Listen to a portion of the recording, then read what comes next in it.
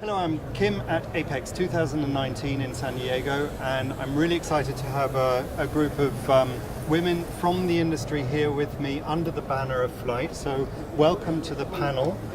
What we're going to discuss today is how we've progressed in this industry in terms of encouraging more women into the industry, and maybe touch upon some of the challenges along the way, but really look at what the industry is doing, looking forward at really supporting women and making it part of the industry. Ultimately we're here to perform a job, and it shouldn't really matter if you're a man or a woman. But this is what I want to investigate. So some of the reports I've read have suggested, not just in this industry but across other industries, that women are feeling much more comfortable in technical industries and technical roles. So my first question really is does that, what I read, really reflect your sentiments as to what you experience as women in the electronics manufacturing industry? So actually, the way we've sat down is that we've got a sales and marketing split and a technical split here, which wasn't intentional at all, but it actually gives a very nice representation of the entire, setup really of the industry. I'm going to start off with the sales and marketing side, just to see what, Michelle, you feel from a sales point of view, maybe you've seen change in the industry recently. I absolutely do. I believe that in technical sales and marketing, that of course there's some advantage to being a woman in that it's a unique more position than previously in a more male-dominated industry. So we do stand out. However, to that standout, you still have to be credible. You still have to know your product. You still have to know the applications, and you have to address them because our customer base are very intelligent and knowledgeable, so they can tell right away when you don't know what you're talking about. So I think it's a very challenging position to be in, but at the same time, I think that the environment has opened and increased and more accepting. So I think it's a really ideal time to be a woman in this industry right now at this moment.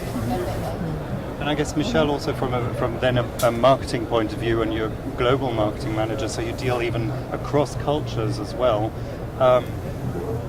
How do you feel that the industry has developed, therefore? It's changed a lot. I've been around for 22 years, and it's just really grown, and it's amazing to see how many more women are in just the industry in general. I mean, I get to talk to very smart women that are engineers and product developers, and it's incredible at how it's developed and increased in 20 years.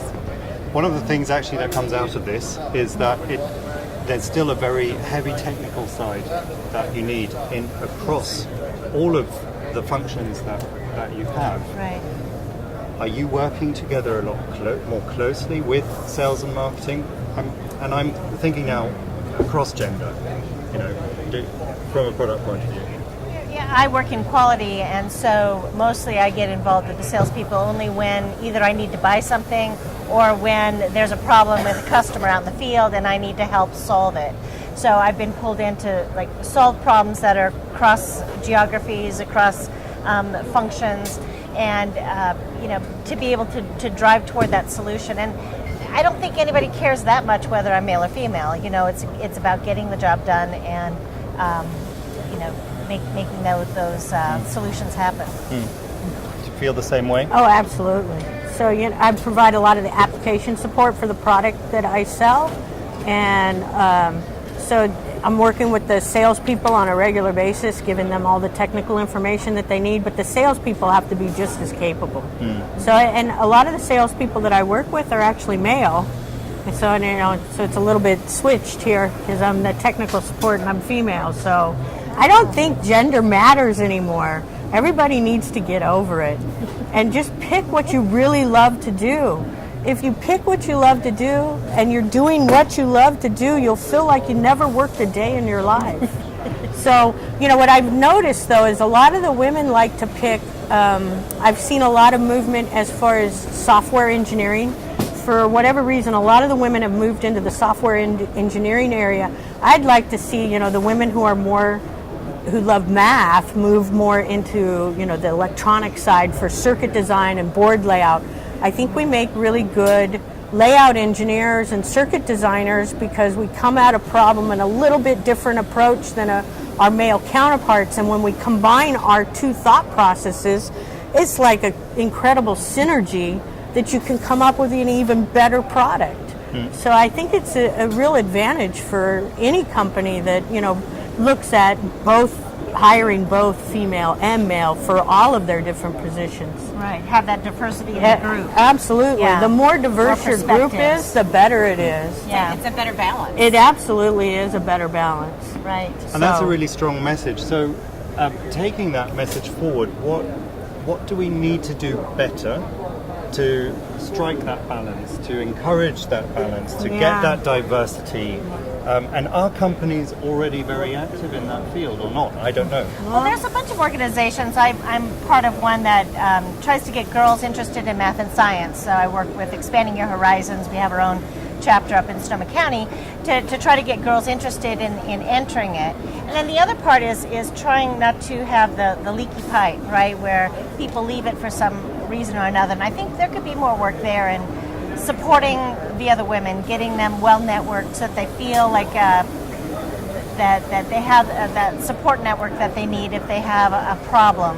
And I think that's what we could do some more about. There's some resources, but and Michelle's she always organizes these get-togethers with the women at these things, and it's great. So we get to know each other and know who to talk to. So.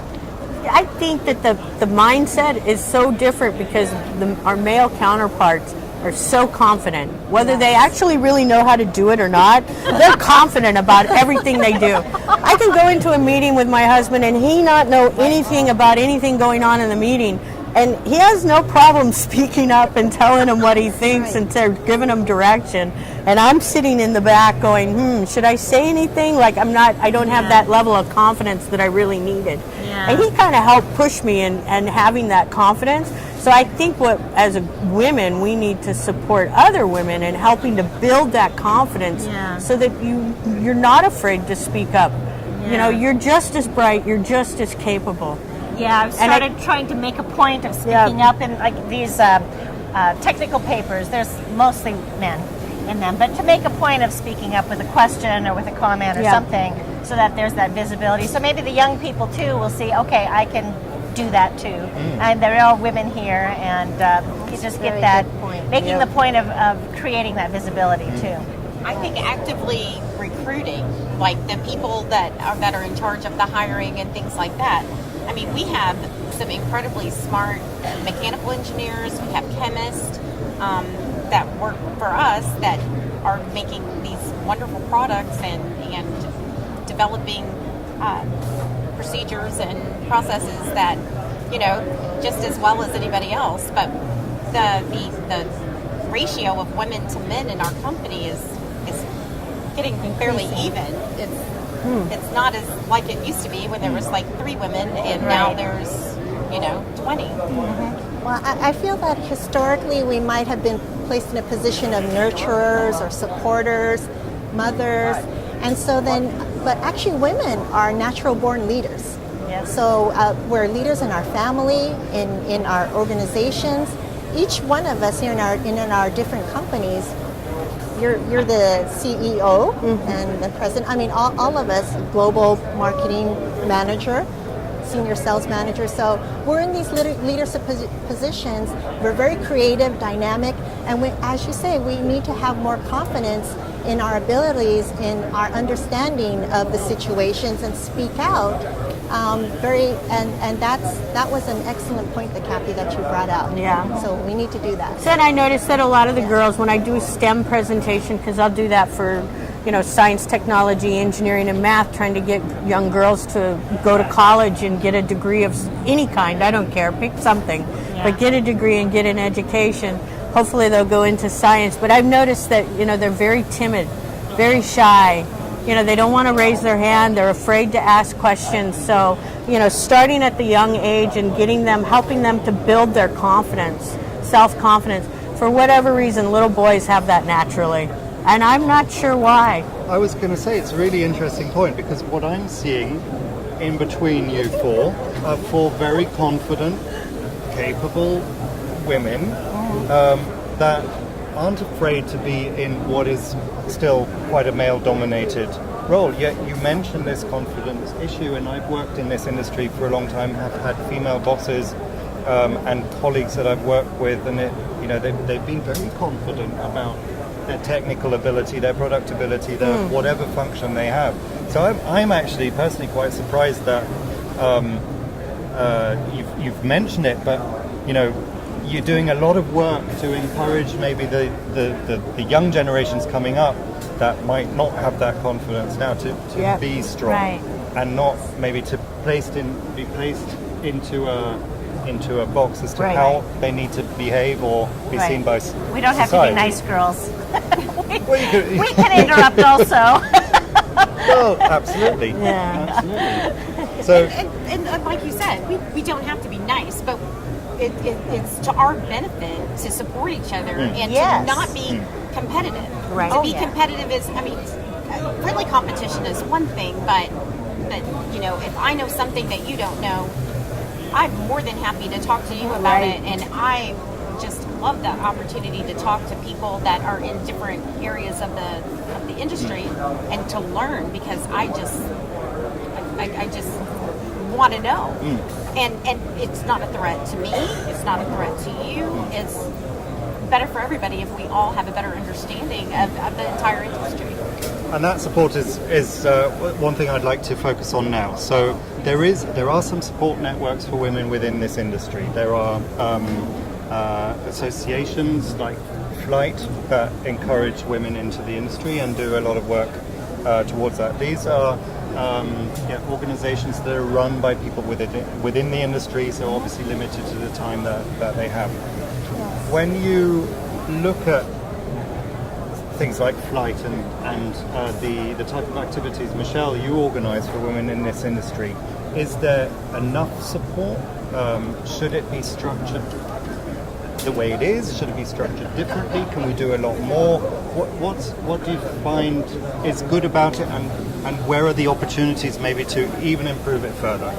Well, there are some organizations like Society of Women Engineers that's for women engineers and probably technicians and a few other kinds of things too. But to have something, I think, that would be more personal, more nurturing, sort of more networking. I think there could be more that could be done with something like FLITE to bring us together and help us exchange ideas and knowledge about resources. So like a mentorship program? Maybe, yeah. So there's not enough support with FLITE. We could use more people and resources and time. We to could use do more with that. volunteers who are interested in supporting and taking a little bit of time. So we're limited in the resources and time for being and growing FLITE. But the message is very clear. It's lifting others and empowering women by lifting each other up. And so, taking that motto is very encouraging, just even seeing it. And I think all women can connect to that. And so I think if we can put it into a program, in a meaningful way, coming together and talking about it is also one way.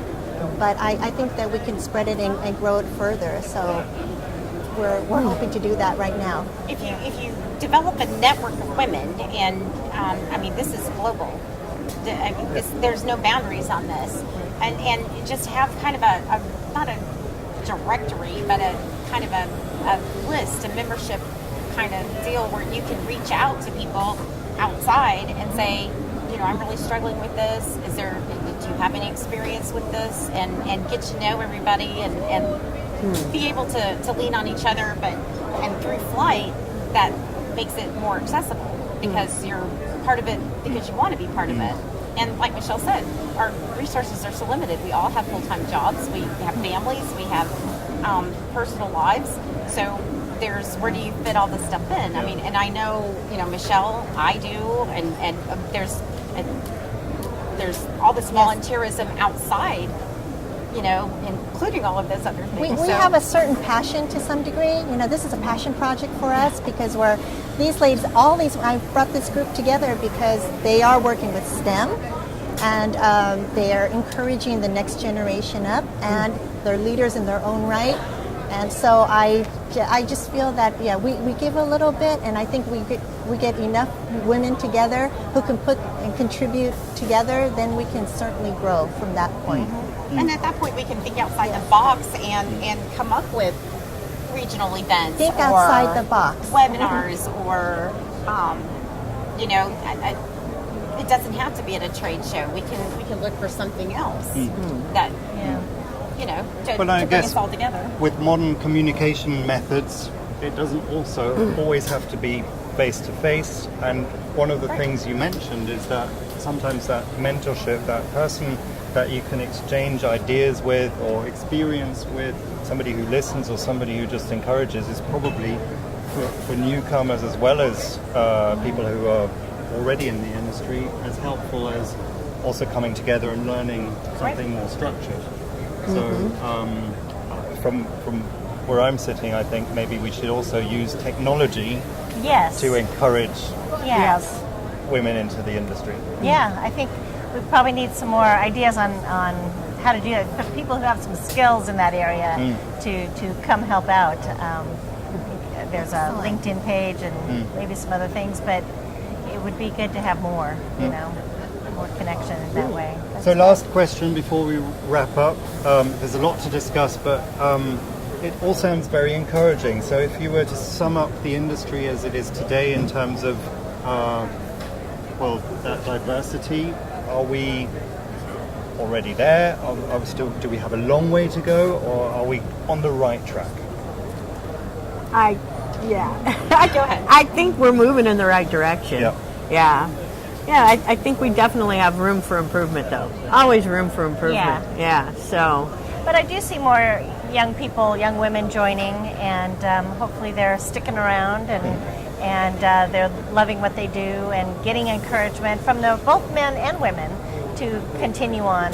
So I'm very hopeful. I think that's really important what you just said from the men and the women. Yeah. Because the men have to be accepting for us to be, well, they don't have to be. We can push our way through, but it's nice to have the men in the industry being accepting and not Supportive. and supportive and in the companies. I think it's really important for it to come from the top down, because if people below you or under your supervision see that you have the support of your management, senior management, and even owners of the company, CEOs, CFOs, it sets an example.